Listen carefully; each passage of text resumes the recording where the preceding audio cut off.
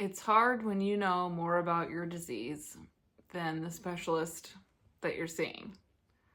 That is my sentiment after my University of Michigan hepatology appointment yesterday. I still am hopeful that he will learn because he is going to talk to his colleagues that deal more with cholestatic liver patients. So basically, I had my appointment yesterday. Very nice doctor. He reviewed my whole chart. We talked about my history. He was very attentive and listening and asking questions. As we were kind of talking it through, he was questioning whether or not I actually had ICP, the intrahepatic cholestasis of pregnancy.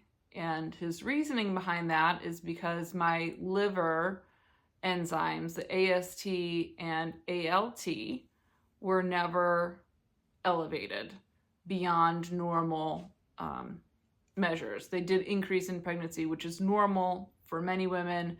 Many women, they go even higher.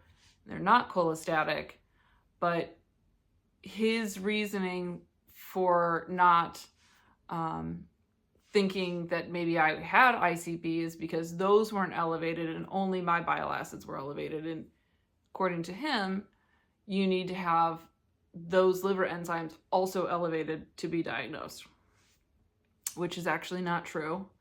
I was pretty sure at my appointment that I knew that that was not true, but I didn't also want to be wrong and say that to him. But I did check it out later, and I am right.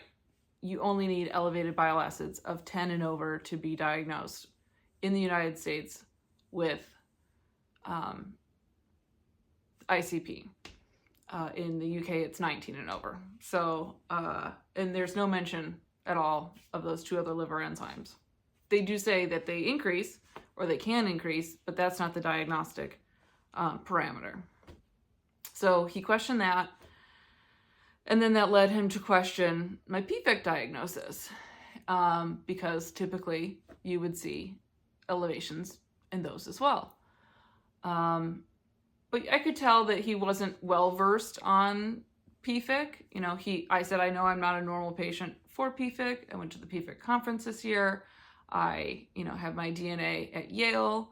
I did a DNA study with the pharmaceutical company, and they tested 6 of the 13 different types. And of those 6, I came back with not having any of those types.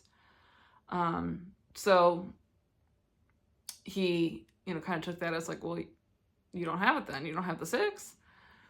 But he obviously knows that there are more types because I said that. At the end of the day, he did say he was going to talk to his colleagues and, discuss with them and see if they had any other ideas. Because that was the other thing, is even though he wasn't confident that I have PFIC, he also didn't have any other suggestions. So I was glad that he was going to reach out to his colleagues and learn. He didn't even put that in his notes, like the follow-up notes, that he was going to do that. I have it on my patient summary. He's got it on his. So I'm hopeful. We talked about, how my chart, we can message back and forth as needed.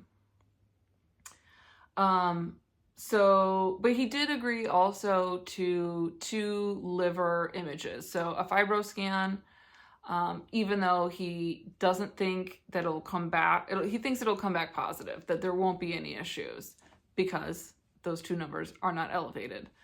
And same thing with the ultrasound. He thinks that that'll come back fine. But he did agree that that was a reasonable ask and that we can check that off. And that's really what I want to know, because I think those images will tell me if my liver is healthy or not.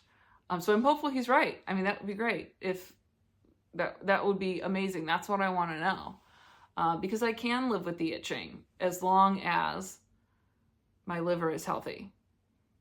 So we'll see. I have the fibroscan on Friday, and then I have, I don't know when I have the ultrasound yet. I got to schedule that. So hopefully more on that soon. He was a nice guy.